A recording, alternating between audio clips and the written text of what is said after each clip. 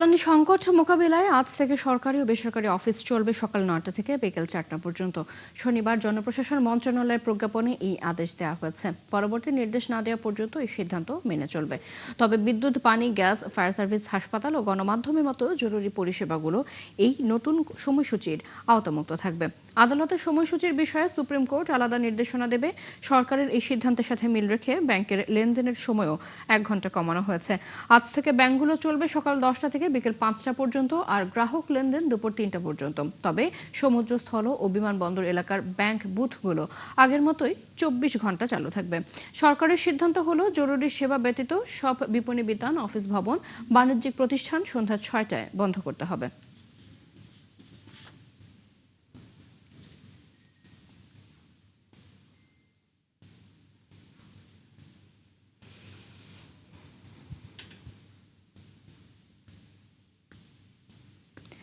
সরকার গঠনের পর থেকে নিয়মিত সচিবালয়ে অফিস করছেন প্রধানমন্ত্রী তারেক রহমান।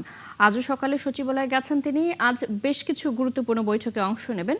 তার কর্মসূচির খবর জানাবেন সহকর্মী মোহাম্মদ হুসাইন। হুসাইন, নিশ্চয়ই শুনতে পাচ্ছেন। প্রধানমন্ত্রীর কি কি কর্মসূচি রয়েছে আজ সচিবালয়ে, বিস্তারিত জানাবেন।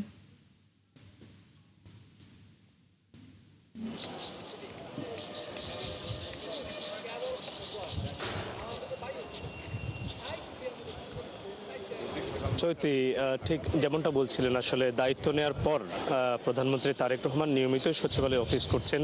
তারই অংশ হিসেবে আজকে সকাল 9টা 20 মিনিটের দিকে তিনি তার কার্যালয়ে আসেন এবং এরপরে কিন্তু সকাল 10টা থেকে তার প্রবাসী কল্যাণ এবং বৈদেশিক কর্মসংস্থান মন্ত্রীর সাথে বৈঠক শুরু হয়েছে।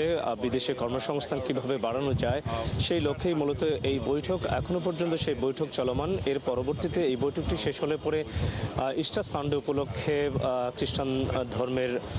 খ্রিস্টান সম্প্রদায়ের নেতাদের সঙ্গে একটি বৈঠক রয়েছে। ইতিমধ্যেই কিন্তু তারা কার্যালয়ে প্রবেশ করেছে। 23 সদস্যের একটি প্রতিনিধি দল প্রধানমন্ত্রী তারেক রহমানের সাথে সাক্ষাৎ করবার জন্য কার্যালয়ের ভেতরে প্রবেশ করেছেন এবং তাদের সাথে শুভেচ্ছা বিনিময় শেষে ঢাকায় নিযুক্ত মার্কিন রাষ্ট্রদূত তার সাথে একটি সৌজন্য সাক্ষাৎ রয়েছে। তবে সেই সাক্ষাতের কি বিষয় আসে সেই বিষয়ে এখনো পর্যন্ত কেউ নিশ্চিত করে তেমন কিছু জানাননি। এর পরবর্তীতে কিন্তু 12:30টার দিকে অর্থমন্ত্রীর সাথে, অর্থ মন্ত্রণালয়ের যে কর্মকর্তারা রয়েছেন তাদের সাথে প্রধানমন্ত্রী তারেক রহমানের একটি বৈঠক রয়েছে। তো এখনো পর্যন্ত আসলে প্রথম যে বৈঠকটি 10টার দিকে শুরু হয়েছে প্রবাসী কল্যাণ এবং বৈদেশিক কর্মসংস্থান মন্ত্রণালয়ের মন্ত্রীদের সঙ্গে যে বৈঠকটি, সেই বৈঠকটি এখনো চলমান রয়েছে। তারা সংশ্লিষ্ট কেউ বেরিয়ে এসে কথা বললে নিশ্চয়ই আপনার মাধ্যমে জানাতে পারবো প্রধানমন্ত্রী তারেক রহমানের সঙ্গে কি আলাপ হয়েছে। তো বলা যায় যে 180 কর্মদিবস, সরকারের যে 180 দিনের কর্মপরিকল্পনার অংশ হিসেবে কিন্তু প্রতিদিন সকাল সন্ধ্যা অফিস করছেন প্রধানমন্ত্রী তারেক রহমান। তো এই ছিল আমার কাছে সচিবালয় থেকে সবশেষ খবর। চৈতি। হুসাইন, ধন্যবাদ আপনাকে। সচিবালয় থেকে যুক্ত হয়ে প্রধানমন্ত্রীর আজকের কর্মসূচির বিষয়ে জানাচ্ছিলেন সহকর্মী মোহাম্মদ হুসাইন। বৈশ্বিক জ্বালানি সংকটে শিক্ষা প্রতিষ্ঠানে কোন পদ্ধতিতে ক্লাস নেওয়া হবে সে বিষয়ে আলাদা নির্দেশনা দেবে শিক্ষা মন্ত্রণালয়। তবে শিক্ষা কার্যক্রম যেন ব্যাহত না হয় তা বিবেচনায় রাখা হবে। পবিত্র রমজান, ঈদ উল ফিতর সহ বিভিন্ন উপলক্ষে প্রায় 40 দিনের ছুটির পর গত রবিবার থেকে শিক্ষা প্রতিষ্ঠান খুলেছে। এর মধ্যে মধ্যপ্রাচ্যের যুদ্ধ পরিস্থিতির কারণে জ্বালানি সংকটে পড়েছে অনেক দেশ, যার প্রভাব বাংলাদেশেও পড়েছে। এই পরিস্থিতিতে জ্বালানির ওপর চাপ কমাতে শিক্ষা প্রতিষ্ঠানে আংশিক অনলাইনে ক্লাস নেওয়ার বিষয়টি সামনে আসে। পরিস্থিতি বিবেচনা করে শিক্ষা মন্ত্রণালয় রবিবার থেকে স্কুল ও শিক্ষা প্রতিষ্ঠান সংক্রান্ত আলাদা নির্দেশনা দিতে যাচ্ছে সরকার। এর আগে শিক্ষা মন্ত্রণালয়ের পরিকল্পনা ছিল জোট বিজোড় মিলিয়ে 3 দিন অনলাইন এবং 3 দিন সশরীরে পাঠদানের প্রস্তাব বিবেচনায় রয়েছে।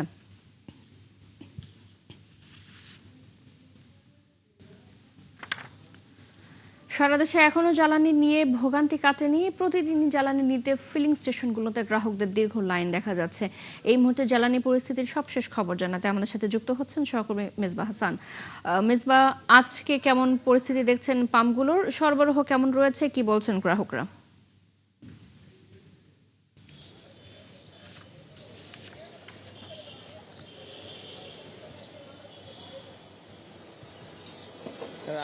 আমরা আজকের পাম্পের অবস্থা বলতে আমরা কোনো পরিবর্তন দেখতে পাই না। সরকারের পক্ষ থেকে যে দাবি করা হচ্ছে যে এখনো পর্যন্ত পর্যাপ্ত মজুদ আছে এবং আমদানিও কিন্তু এখনো স্বাভাবিক প্রক্রিয়ায় রয়েছে আমরা দেখেছি, কিন্তু আমরা পাম্পগুলোতে দীর্ঘ লাইনের পরিবর্তন দেখিনি। একই সাথে যে পাম্পগুলোতে যে বিশৃঙ্খল পরিস্থিতি সেটিও কিন্তু আমরা নিয়মিতই এটি দেখে আসছি। বিশেষ করে এই যে সংকট চলছে, এই সংকটের মধ্যে বিশেষ করে ক্ষতিগ্রস্ত হচ্ছে যে সাধারণ মানুষ এবং ভোগান্তিতে পড়ছে যারা বাইক রাইডার আছেন তারা থেকে শুরু করে, কিন্তু এর মধ্যেও কিন্তু আমরা দেখেছি যে বিশেষ সুবিধায় আসলে যে পাম্প থেকে তেল নেওয়া সহ নানা প্রক্রিয়া আমরা দেখেছি যে বিশেষ সুবিধায় অনেকে তেল নিয়ে থাকেন। আমরা এই পাম্পে এসে দেখেছি অনেক ক্ষেত্রে বিশৃঙ্খল পরিস্থিতি তৈরি হচ্ছে। আমরা দেখছি দীর্ঘ সিরিয়াল এপাশ থেকে। একটু ভাইয়ের সাথে কথা বলি। ভাই, সিরিয়াল তো আছে, আপনি এপাশ দিয়ে কেন চলে আসছেন? সিরিয়ালে আসছি, সিরিয়ালে ওই দিকে ঢুকলেন, আমি দেখলাম এদিক দিয়ে আসছে, ওগুলো ওই দিক দিয়ে যান, আবার এদিকে বলছে তিনবার এদিকে গেলাম ওইদিকে গেলাম, কোনো দিকে দিচ্ছে না। দেখলাম তো এই ব্যক্তিতে ঢুকেছি, ওপের সাথে বললো যে এই এমন অব্যবস্থাপনার মধ্য দিয়ে কিন্তু আসলে চলছে যে সিরিয়ালগুলোতে লাইনের দীর্ঘ লাইন থাকার পরেও কিন্তু এরকম সাধারণ মানুষ এবং যারা ভোগান্তিতে রয়েছেন তারা তো ভোগান্তিতে রয়েছেনই, কিন্তু বিশেষ সুবিধা নিতে এসে পাম্পগুলোতে এমন আমরা পাম্প কর্তৃপক্ষের সাথেও কথা বলেছি। তারা অনেক ক্ষেত্রে এই পরিস্থিতি সামাল দিতে অনেক ক্ষেত্রেও তারা হিমশিম খাচ্ছেন। সবকিছু মিলে যে দীর্ঘ 1 মাস পার হলেও কিন্তু এখনো সেই জটিলতা কাটেনি। একদিকে অবৈধ মজুদের যে সেটি সরকারের নানা রকম ব্যবস্থাপনা করলেও কিন্তু এখনো পর্যন্ত সেই সংখ্যা কিন্তু যায়নি। সবকিছু মিলে এই পরিস্থিতি যদি চলতে থাকে তাহলে আস্তে আস্তে করে এটি কিন্তু সার্বিক খাত, বিশেষ করে খাদ্য নিরাপত্তা থেকে শুরু করে আস্তে আস্তে দেশের ওষুধ খাত থেকে শুরু করে নানান দিকে কিন্তু প্রভাব পড়তে পারে। এই ছিল সবশেষ। দিশা, মেজবা, ধন্যবাদ আপনাকে। আমাদের সাথে যুক্ত ছিলেন সহকর্মী মেজবা হাসান। প্রশাসনিক অনুরোধে পটুয়াখালীর কলাপাড়ায় গভীর সমুদ্রগামী ট্রলারের জন্য ২৭,০০০ লিটার ডিজেল সরবরাহ করছে মেঘনা গ্রুপ। এক সপ্তাহেরও বেশি সময় ধরে কলাপাড়ার আলিপুর ও মহিপুর মৎস্য বন্দরের ঘাটে শত শত ট্রলার নোঙর করে আছে। কলাপাড়া উপজেলার 4টি পেট্রোল পাম্পে প্রয়োজনের তুলনায় কম তেল সরবরাহ থাকায় ভোগান্তি বেড়েছে যাত্রীবাহী পরিবহন এবং যানবাহন মালিকদের। এ কারণে ডিজেল সংকটে গভীর সমুদ্রে জেলেদের যাওয়া প্রায় বন্ধ। জেলে ও মৎস্য ব্যবসায়ীদের দাবির প্রেক্ষিতে কলাপাড়া উপজেলা নির্বাহী কর্মকর্তা বিশেষ ব্যবস্থায় এই তেল সরবরাহের উদ্যোগ নেন। সহায়তায় দিয়েছে মেঘনা গ্রুপের বরিশাল ডিপোর ডিএম।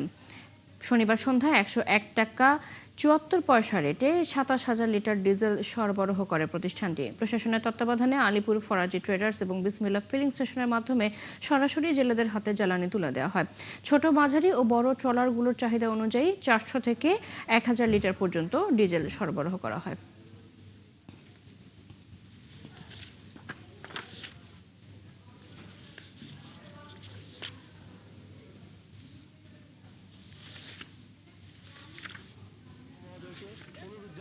যেন 15 দিনের জন্য শেষবারের মতো তারা একটি ট্রিট দিতে পারেন এবং আমাদের যে মৎস্যজীবীরা রয়েছেন তারা যেন এই মৎস্য আহরণ করে সচ্ছল হতে পারেন।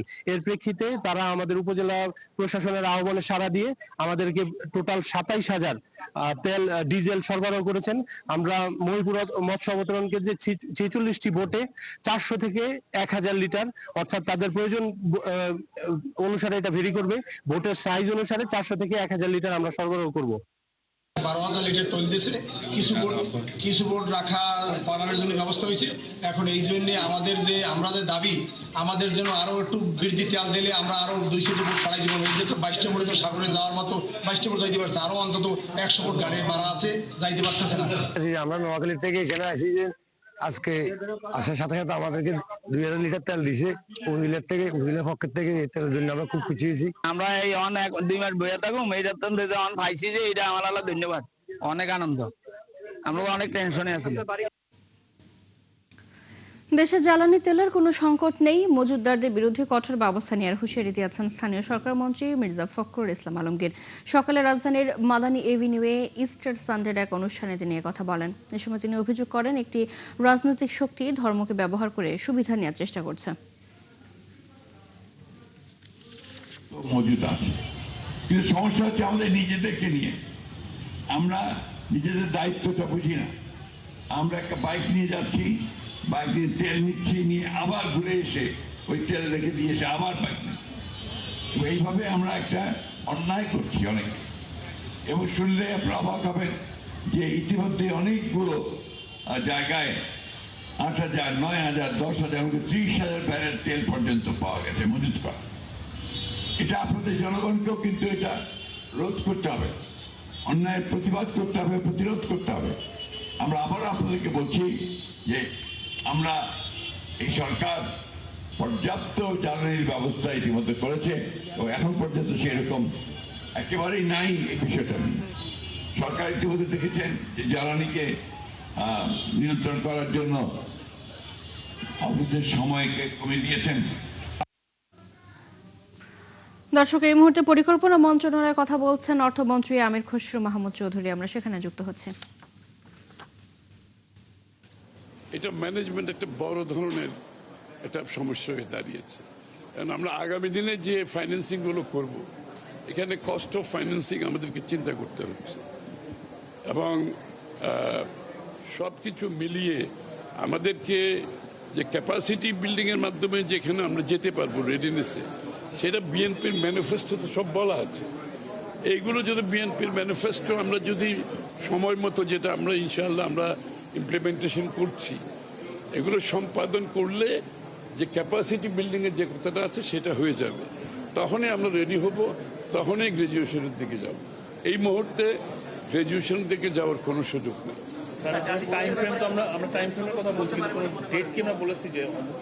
না না, এটা তো আমরা যেহেতু এক্সটেনশন চাচ্ছি, সুতরাং এক্সটেনশন যখন হবে ওই 3 বছরের মধ্যে আমাদের রেডিনেস যে বিষয়গুলো আছে এগুলো বিএনপির ম্যানিফেস্টোতে সব বলা আছে। বিএনপির ম্যানিফেস্টোর সাথে রেডিনেস অ্যালাইনমেন্ট হয়ে গেছে, কারণ আমরা তো এগুলোকে মাথায় রেখে তো আমরা ম্যানিফেস্টো করেছি, এবং ইনশাআল্লাহ আমরা তো বাস্তবায়ন করছি একটা পর একটা, এবং সময় মতো করছি। সুতরাং আমরা মনে করি এগুলো সমাপ্ত করতে পারলে আমরা রেডি হব, তখন আমরা গ্র্যাজুয়েশন। আমরা চাইলেই কি পিছাতে পারি না, এটা তো কাজ চলছে। এটা এখন বর্তমানে যে রিপোর্টিয়ারের রিপোর্টটা যাবে, তারপরে একুশকে যাবে, এটা পরে জেনারেল অ্যাসেম্বলিতে যাবে। তো বাংলাদেশের কেস তো খুবই স্ট্রং, যেগুলো আমি বললাম। এই পরিপ্রেক্ষিতে গ্র্যাজুয়েশনের কোনো সুযোগ নেই। আসলে জ্বালানি ফুটপাত দখলমুক্ত করতে আজও রাজধানীর মতিঝিলে ডিএমপির বিশেষ অভিযান চলছে। সেখানে আছেন আমাদের সহকর্মী সবুজ মাহমুদ, যুক্ত হচ্ছে তার সাথে। সবুজ, নিশ্চয়ই শুনতে পাচ্ছেন, জানাবেন ডিএমপির এই বিশেষ অভিযানের সবশেষ খবর।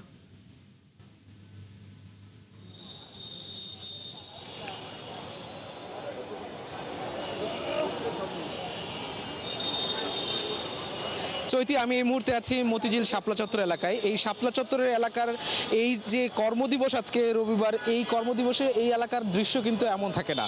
এখানে আমরা দেখতে পাচ্ছি ফুটপাতে কোনো ধরনের যে অবৈধ দোকানগুলো ছিল, যে দখল করে যেসব ফুটপাতের দোকানগুলো ছিল, সেগুলোর চিত্র কিন্তু একদম হয়ে গেছে। আজকে এখানে মেট্রোপলিটন পুলিশের যে ভ্রাম্যমাণ আদালত, সেটা এখানে উচ্ছেদ অভিযান আগেই গণবিজ্ঞপ্তি দেওয়ার কারণে এখানে থাকা যে অবৈধ দোকানপাটগুলো ছিল সেগুলো উচ্ছেদ হয়ে গেছে। আমি নির্বাহী ম্যাজিস্ট্রেটের সাথে কথা বলার চেষ্টা করবো। আজকের অভিযান সম্পর্কে একটু জানতে চাই।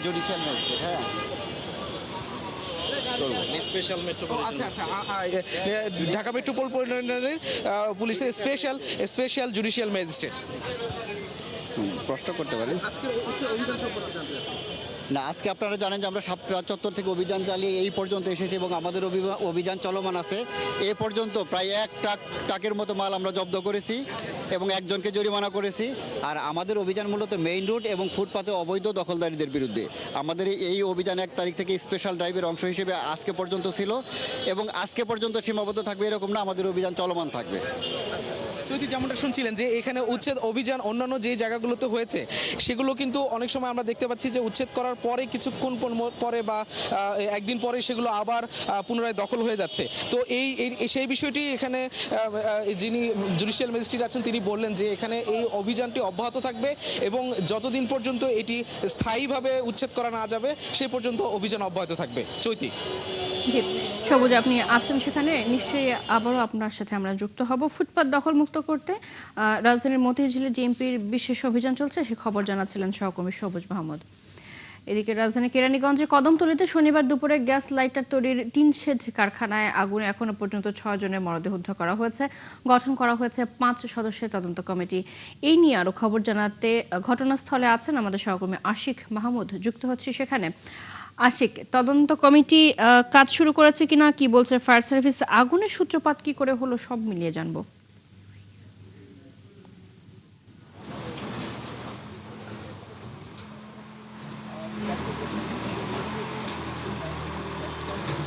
চৈতি, ধন্যবাদ আপনাকে। তদন্ত কমিটি কাজ শুরু করেছে। আমরা বিভিন্ন ফায়ার সার্ভিসের যে তদন্ত কমিটি তারাও ইতিমধ্যে আমরা এই ঘটনাস্থলে তারা কাজ শুরু করেছে এবং অন্যান্য যারা ছিল তারাও কাজ শুরু করেছে এবং এর পাশাপাশি যে উদ্ধার অভিযান সেটিও কিন্তু চলছে। কারণ এই কারখানাটিতে আমরা জানি প্রায় 18 থেকে 20 জন মানুষ কর্মরত ছিল।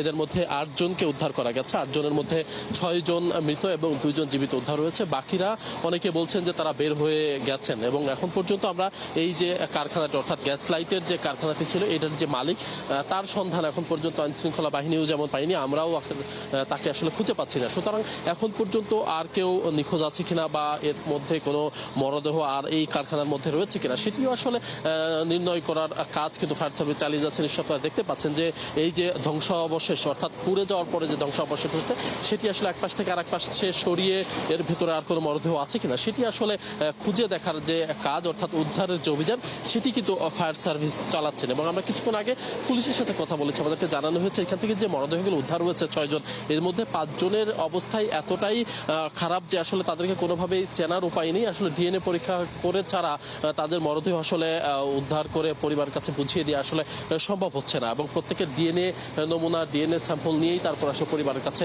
বুঝিয়ে দিতে হবে। একটু জানাতে চাই, এই কারখানাটিতে গত বছরও আসলে অগ্নিকাণ্ডের ঘটনা ঘটেছিল, তারপরে আসলে প্রশাসনের পক্ষ থেকে সাময়িকভাবে বন্ধ করে দিয়েছিল, পরবর্তীতে আবারও আসলে প্রশাসনকে ম্যানেজ করে এই কারখানাটি আসলে চলছিল। ফায়ার সার্ভিস সদস্যরা আমাদেরকে জানিয়েছেন যে কোনো ধরনের আসলে অগ্নি নিরাপত্তার যে ব্যবস্থা।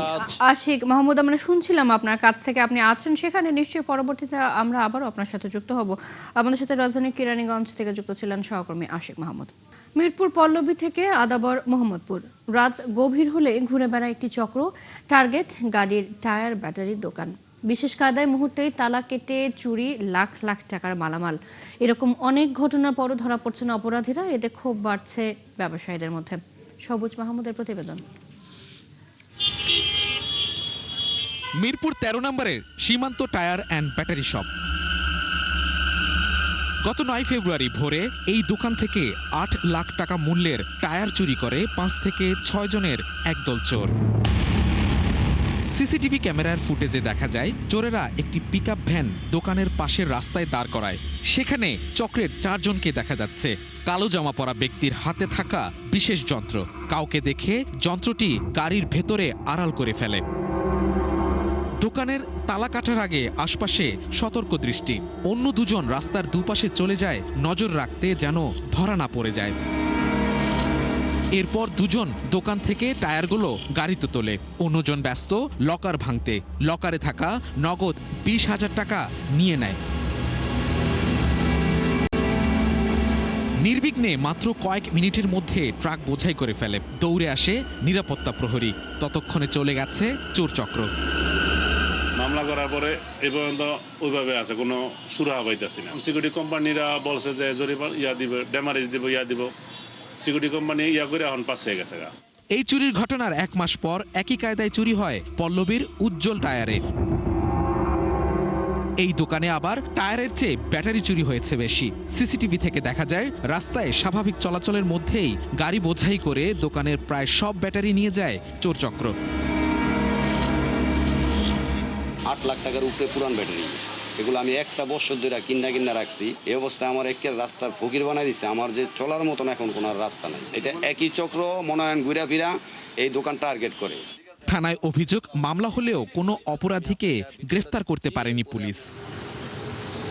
চলতি বছরের জানুয়ারিতে চুরি হয় শাহালী থানার ফজুসা মোটরসে। থানায় গেলে পুলিশে কি কয়, পুলিশে আমারে কয় আপনি দারোয়ান রাখেন নাকি, আপনি দোকানে ঘুমায়েন নাকি, তো মাল ইনভেস্ট করছেন আপনি দোকানে লোক রাখেন নাকি, ঘুমায়েন নাকি, মানে এই আমার ছোট দোকানে কি আমি ঘুমানো যায়।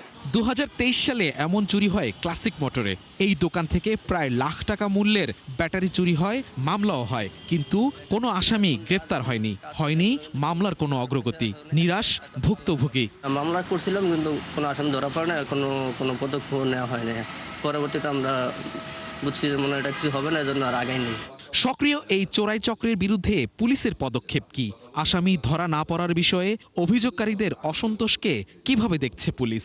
সর্বশেষ যেটা জানি যে কাফরুল থানায় ফেব্রুয়ারি মাসের সম্ভবত 9 তারিখ একটা এই সংক্রান্ত মামলা হয়। এর আগে কোনো ঘটনা ঘটে কিনা আমার জানা নেই। তো আপনার কথা শুনে যেটা বললাম হয়তো এরকম ঘটনা দু একটা আছে, এটা আমরা তদন্ত করছি। প্রায় 37টা পয়েন্টে আমাদের ফুড পেট্রোল চলমান আছে, রেগুলার যে রাত্রিকালীন পার্টি এটার বাইরে। শুধু মিরপুর নয়, একই রকম পিকআপ দিয়ে আদাবরের মনসুরাবাদ হাউজিং এলাকার আল্লাহরদান মোটরসে চুরির ঘটনা ঘটিয়েছে গত 22 মার্চ। এখানে যখনই চুরি হয় তখন তো পুলিশের গাড়ি এদিকে যাতায়াত করছিল, তো পুলিশের গাড়ি তখন একটা প্রতিবাদ করবে না। এসআই যে ছিলেন উনি বলতেছে যে ভাই এটা যে কোনো কাজ হবে না, আর এদেরকে বের করতে হলে বহুত দৌড়াদৌড়ি করতে হবে, বহুত সিসি ক্যামেরা ফুটেজ লাগবে। ব্যবসায়ীরা বলছেন এটি বিচ্ছিন্ন কোনো ঘটনা নয়, বরং সংগঠিত চক্রের পরিকল্পিত কার্যক্রম। একই কায়দায় বারবার টায়ার ও ব্যাটারি চুরির ঘটনায় আতঙ্ক ও ক্ষোভ বাড়ছে ব্যবসায়ীদের মধ্যে। ভুক্তভোগীদের অভিযোগ, একই ঘটনা বারবার ঘটলেও পুলিশের পক্ষ থেকে কার্যকর কোনো পদক্ষেপ না থাকায় চোরচক্র আরও বেপরোয়া হয়ে উঠছে। দ্রুত অপরাধীদের শনাক্ত করে আইনের আওতায় আনার জোর দাবি জানিয়েছেন তারা। সবুজ মাহমুদ, ৭১, ঢাকা।